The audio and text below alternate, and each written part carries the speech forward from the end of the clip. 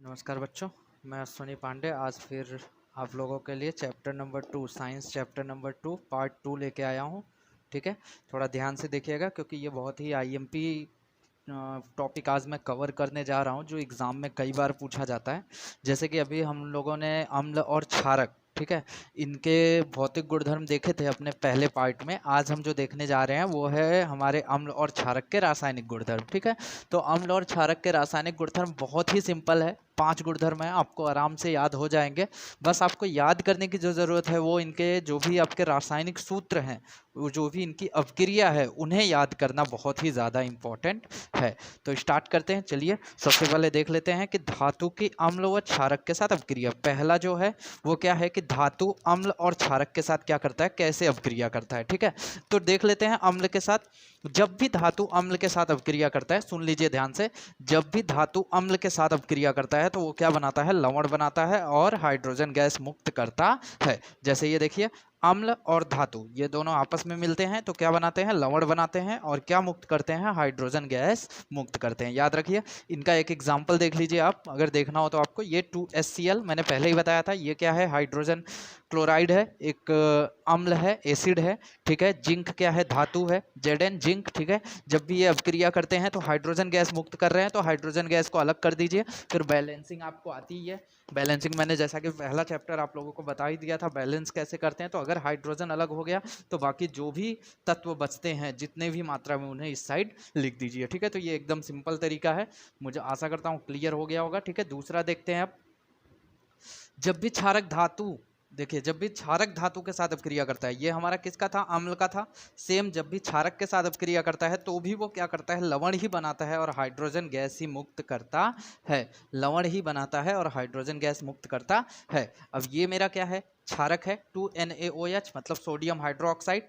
ठीक है, वो किसके साथ अपक्रिया कर रहा है, जिंक के साथ अपक्रिया कर रहा है। ठीक है, उसके बाद जो भी ये बना रहा है वो हमारा क्या है, क्या है, ये जो भी बना रहा है ये हमारा क्या है, लवण है। और ये जो है ये क्या है, हाइड्रोजन गैस मुक्त हो रहा है। ठीक है, तो पहला अपक्रिया आपको क्लियर हो गया होगा। पहला रासायनिक गुणधर्म क्या है, पहला रासायनिक गुणधर्म हमें ये बताता है कि जब भी धातु अम्ल या फिर क्षारक के साथ अपक्रिया करता है तो वो लवण बनाता है और हाइड्रोजन गैस क्या करता है, रिलीज करता है। याद रखिए। ठीक है, दूसरा, अब दूसरा देखते हैं।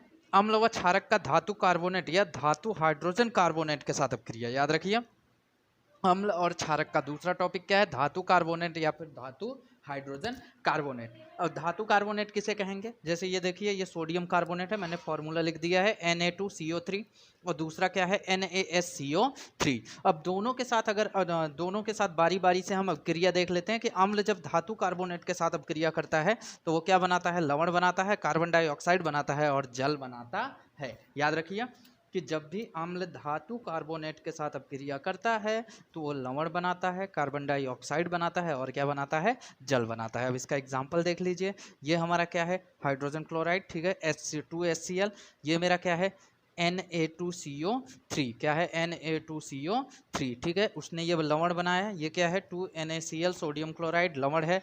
ये मेरा क्या है, कार्बन डाइऑक्साइड, और ये क्या है, हाइड्रोजन मतलब पानी। ठीक है, अब सिंपल सी बात है कि अब आप लोगों को क्वेश्चन डाउट उठेगा कि सर आपको कैसे पता चला कि यही सब आएगा, बैलेंस कैसे किया आपने। तो एकदम सिंपल तरीका है, जब आपको पहले ही बोल दिया है कि ये कार्बन डाइऑक्साइड और जल मुक्त करता है तो कार्बन डाइऑक्साइड और जल का फॉर्मूला तो आपको पता ही होगा, CO2 और H2O। फिर उसके बाद आप बैलेंस कर दीजिए, जो भी बचता हो वो यहाँ लिख दीजिए, सिंपल है। ठीक है, तो ज़्यादा परेशान होने की ज़रूरत नहीं है, ज़्यादा रट्टा मारने की भी ज़रूरत नहीं है, एकदम सिंपल तरीके से आप कर सकते हैं। ठीक है, चलिए आगे देखते हैं।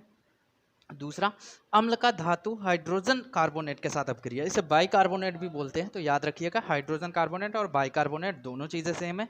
ठीक है, सेम होता है, कुछ भी अलग नहीं होता कि जब भी अम्ल धातु हाइड्रोजन कार्बोनेट के साथ अपक्रिया करता है तो सेम वो भी क्या करता है, लवण बनाता है, कार्बन डाइऑक्साइड बनाता है और पानी बनाता है। ठीक है, जैसे ये देखिए, HCl NaSCO3, ये मेरा क्या है, धातु का हाइड्रोजन कार्बोनेट। ठीक है, तो यहाँ पे NaCl मतलब ये लवण बना, ये कार्बन डाइऑक्साइड और ये क्या है, मेरा पानी। ठीक है, तो इस प्रकार से ये हमारा क्या हो गया, क्लियर हो गया। अब क्षारक की बात करते हैं। तो क्षारक की बात करने से एक चीज पता चलती है कि क्षारक है जो है वो धातु कार्बोनेट या फिर धातु हाइड्रोजन कार्बोनेट के साथ बिल्कुल भी अभिक्रिया नहीं करता है। ठीक है, याद रखिएगा, एग्जाम में कई बार पूछा जाता है कि क्या क्षारक धातु कार्बोनेट या फिर धातु हाइड्रोजन कार्बोनेट के साथ अभिक्रिया करता है, तो उसका आंसर यही होगा कि धातु कार्बोनेट और धातु हाइड्रोजन कार्बोनेट के साथ क्षारक अभिक्रिया नहीं करता है। तो याद रखिएगा, क्लियर रखिएगा। चलिए आगे देखते हैं। अम्ल और क्षारक की परस्पर अभिक्रिया। अम्ल और क्षारक की परस्पर अभिक्रिया मतलब क्या होता है कि जब अम्ल क्षारक से मिलेगा या फिर क्षारक अम्ल से मिलेगा तो फिर कैसी अभिक्रिया होगी उसके बारे में यहाँ पे बताया गया है। ठीक है, तो ध्यान से देखिए, जब भी अम्ल क्षारक से मिलेगा या क्षारक अम्ल से मिलेगा तो जो भी अभिक्रिया होगी वो कैसी होगी।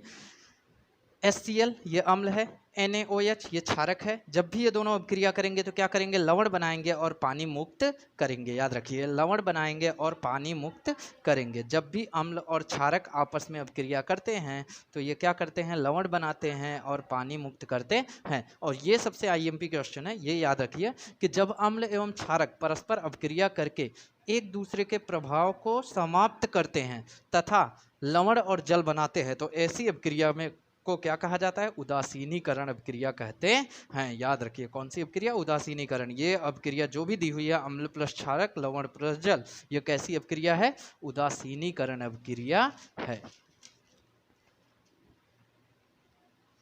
चलिए आगे देखते हैं, मिनट।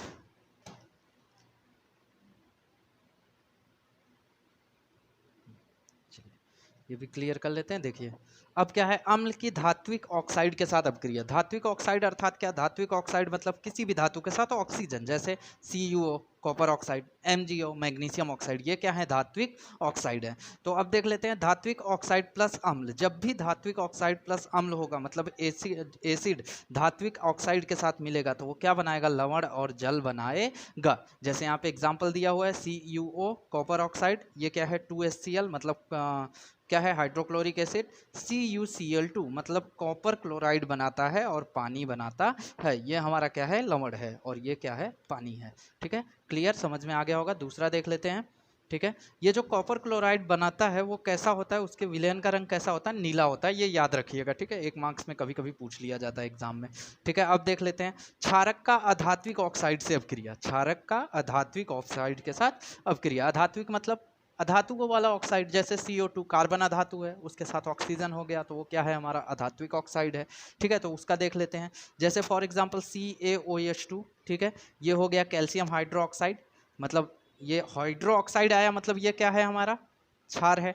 ठीक है, उसके साथ क्या है, CO2 कार्बन डाइऑक्साइड। जब ये दोनों अभिक्रिया करते हैं तो क्या बनाते हैं, CaCO3, ये लवण है, और ये H2O, ये क्या है, पानी है। ठीक है, तो जब भी हमारा क्षारक अधात्विक ऑक्साइड के साथ अभिक्रिया करता है तो वो लवण बनाता है और उसके साथ क्या बनाता है, जल बनाता है। ठीक है, क्लियर है। अब देख लेते हैं, जलीय विलयन में अम्ल तथा क्षारक।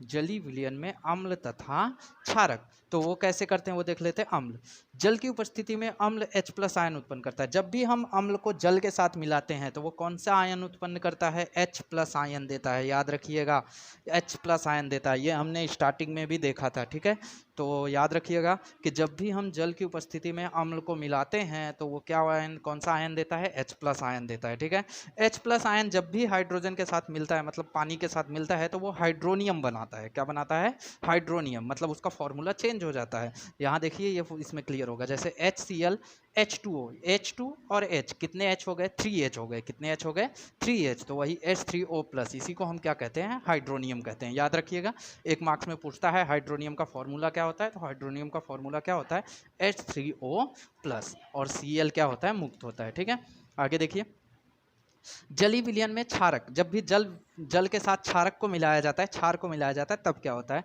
तो क्षारक जल की उपस्थिति में OH- उत्पन्न करता है, OH- आयन बनाता है। ये भी एक दिया हुआ है NaOH, इसके साथ आप क्या मिला रहे हो, जल मिला रहे हो, जिससे क्या उत्पन्न होता है, Na+ और OH-। ये क्या है, हमारा हाइड्रोक्साइड। हाइड्रोक्साइड क्या होता है, मुक्त होता है। ठीक है, इसलिए इसे OH- कहा गया है। ठीक है, धन्यवाद। यहाँ पे हमारा दूसरा पार्ट खत्म होता है। कोई बात नहीं, ध्यान से एक बार आप देख लीजिएगा पूरे वीडियो को और पढ़ लीजिएगा। जो भी नहीं समझ में आए वो हमसे पूछ लीजिएगा। ठीक है, चलिए।